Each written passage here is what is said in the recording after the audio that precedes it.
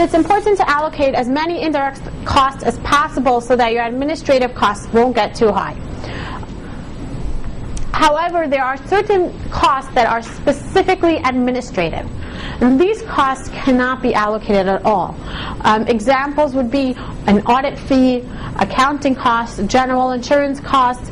Like we mentioned, staff training. If it's general staff training, you can't allocate that. Costs that are specifically administrative in nature can't be allocated. These are the three costs that are red flags for auditors. They're big, big red flags. You allocate any of these and they're going to start looking at every single number on your expenses. They're going to start nitty-gritty looking. These are big, big red flags. They can never, ever, ever be allocated. Okay, so again, we discussed allocating costs have to be done on a rational, justifiable allocation plan, and again, we want to have it written. So how do we do that?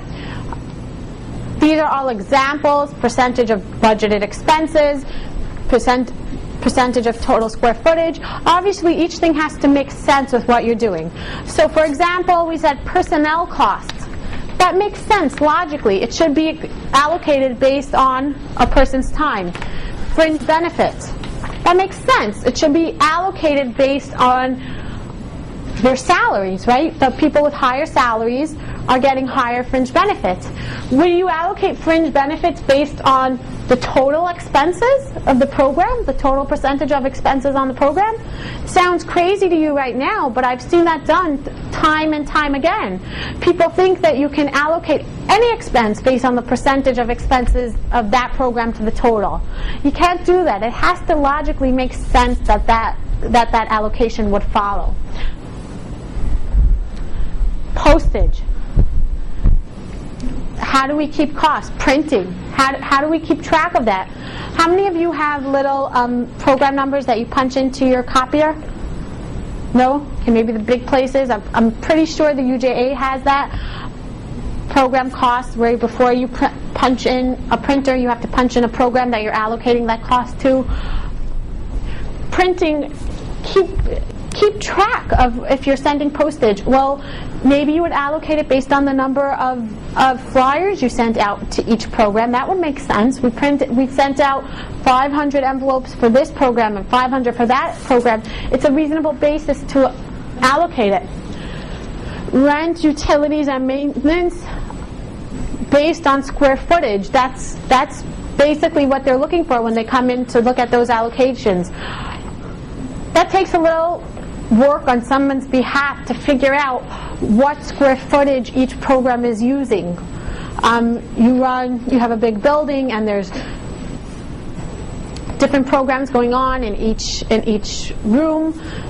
You actually need to look at the square footage, or at the very least the number of rooms, but come up with a reasonable basis. You can't just allocate your rent expenses based on, well, we have more room in this program's budget, so we'll just stick more into there. You know, it doesn't work like that, and the IRS is looking for something like that. Auto expenses, again, you want to keep track of mileage. I do want to talk about joint costs. Have any of you come across that, joint costs? Joint costs are when you have costs that are partially program, partially fundraising. The biggest example of that is we send out a brochure. It's educational. It tells you about our mission. It tells you about what we do. You know, we're here to educate the public. The purpose of our organization is to educate the public about, you know, certain health risks. So we're sending out a brochure. It tells everybody about these health risks. And then we also send a letter, an envelope asking for a donation, right? So how do we allocate these costs? How do we allocate these costs? Are they fundraising? Are they program related? So it's actually it's actually a huge issue right now. It's something that people play around with a lot. The IRS found that everybody was basically adding one line to their fundraising campaign, adding one, you know, sticking in a little extra letter to their fundraising and calling it, oh, it's program expense, where We're educating the public. So the IRS is actually very strict on these rules. And the rules are that if you meet certain criteria, you can allocate part of your expense to program, part of it to fundraising. We're not going to go into it in such detail today. I don't know if any of you are coming back next week. We're going to go into it in more detail, but you have to be, it basically works that you have to be targeting the same market that you would target for education. If the purpose of your organization is to help women with, educate women over a certain health risk, and everybody you're sending these flyers to are rich men on Wall Street, they're not reaching the you're not reaching the population that you would have meant to, then you can't allocate these risks, these expenses. It's a little bit more complicated. You could look into it, but just so that I want you to be aware that there is such a thing called joint costs, where it's partially program, partially fundraising. I want you to be aware of it because it's complicated. It's something the IRS looks at, and it's not so easy just to allocate it part to each program. So something like phone service is complicated. It's sometimes hard. Utilities we try to do based on square footage. Something like phone services is difficult to allocate. There we could do it by a percentage of employees' time. It makes sense. If there are more people in each program, then they'll be using more phone costs. The worst case scenario by percentage of total expenses, but that percentage of total expenses is the one that you want to try to sort of not use as regularly. This is just a budget checklist. At the end of your budget, these are some, not all, but some of the questions you should just ask yourself. Does my budget include strategic planning initiatives? Does it have a capital budget? Do I have strategic plans built into my budget, even if it's not for this year? Are my projections for income and expenses realistic? Are they realistic? Did I budget properly for speculative income, or did I just include the whole lump number? Do my incomes exceed my expenses? Again, it is okay, it is okay once in a while for your income to exceed your expenses, as long as you have an operating reserve for it, and as long as you have a reason for it. Again, we're not in the business of making money, we're in the business of providing a service. If it's a year that you need to provide extra services and you have room in your operating reserve, your incomes can exceed your expenses, but not always. It has to be justified. Are my expenses properly related to the corresponding revenue?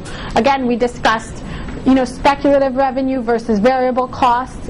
Do they relate appropriately? And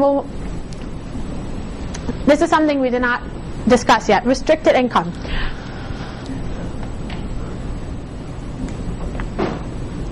Discussed it earlier, I think partially with restrictions. Again, restricted income is something that has to be taken very, very seriously. If you have money that comes in for a specific purpose, you have to look at it. Before you send out your budget, read again through all your restricted income, see what it could be spent on. If you're getting, if you have your programs, let's try this on the next one. If you have, your programs are going to be here, program 1, program 2, and these are your expenses. Take a look after and read through it. We got a grant for this program, and we're allowed to spend it on salaries and employee benefits. That's it. Make sure your salaries and benefits don't exceed the value of that contract. Make sure that restricted money, you have enough value in your expense category to sort of capture all of your restricted money. None of us want to not recoup the full amount of our grant. We get a grant for $80,000, we want to get every last penny. You don't want them coming back and saying, well, you only spent $60,000 of it in the areas that I let you spend them, so you're not going to recoup the full amount. Make sure that all your restricted money is fully spent in your budget. And again, do I have well-defined expenses? If your expenses are not well-defined, they might not correlate appropriately to your contracts, to your grants, and then you won't be able to recoup that money. So how to use your budget as an ongoing tool throughout the year. Okay, so it's now July. How many of you have a June year end? That's it? The rest of you have December? September. Wow. Okay. Okay, so for those of you who have June, you know that we're about a month into the fiscal year. How many of you don't have to raise your hand, but I'm sure some of you, your budget is not yet approved. Maybe it is, maybe it isn't. How do we use our budget as a tool throughout the year? So the first thing I want to talk about is actually number 2 over here, budget modifications. Try as much as you can to avoid budget modifications. The purpose of a budget is to be a projection. Once we're already 6 months into the year, it's not called a budget anymore. It's called we're living it now. It's the actual. It's not a budget. So when we do modifications over and over and over throughout the year, we're actually losing the value of our original budget, because our point of our budget is that we want to, what we do over here is review budget to actual reports. That's the purpose. We want to compare our budget to our actual and see where we made a mistake, see where we need to change our budget. And what you do when you constantly modify your budget, you're losing that variance. And the variance is important, because the variance is going to show you where you made a mistake and where you could change it for next year. Besides the fact that it's just totally confusing. It happens all the times that you'll show up to a meeting with the budget and everybody has a different version of the budget, and all of them were passed by the board, right? Because the board approved a budget and then a budget modification and then a budget modification 3 times. It just gets confusing. If you need to change the budget, have a different column, have a notes. Change it in the actual column. Don't change your budget. Another thing I want to go through is the budget to actual variances. Again, like I said, that's where you're going to find your hidden treasures. That's where you're going to find the mistakes that you made, and that's going to help you as a tool for the next year. And the way we do that is, as it goes on through the year, when you see your variances, you're going to plan a corrective action for the following year. Every time you see a problem, you're going to say, why did this happen? What was the mistake? Why do we have a variance? And plan for the next year. And then next year, before you fill out your budget, you're going to go back to these corrective action plans. You're going to go back and see what your variance is and plan it for next year. When this is extremely important is at year end. At year end, the variances are much more important, because that means they're real variances. And so that's the most important thing. Before you put together a new budget, take out last year's, compare the budget to actual, and see what your variance is. Because half of these excuses should have disappeared by the end of the year. You did your event, you did all these excuses that you just stick into plug. By year end, you can't have them anymore. Your variances are real variances. So that's really the most important part of budgeting, is filling out this budget to actual. We actually recommend that organizations do this on a monthly basis. On a monthly basis, to go through a budget to actual. It's really not that complicated to create. Most of you have it. Most of you print it out straight from your system. It's really important to go through it year, month by month. Something that's extremely important for those of you who have government contracts is a few months before the end of your contract, look at how much room you still have left and make sure you fill those expenses. You notice that you were allowed to bill the contract for $50,000 for expenses and you only spent $20,000. Try to fill up your expenses. Try to make sure that you get the most of your actual expenses that you're allowed to bill, And the important thing about doing that earlier on in the year is that if you wait till after year end to do your budget to actual, you're not going to be able to bill those expenses anymore. It's going to be after the year end. It's going to be too late. So I recommend at least 3 months before the end of a contract, look at this, see where you have room to bill more expenses, see where you can fill it, get everything you can from a contract.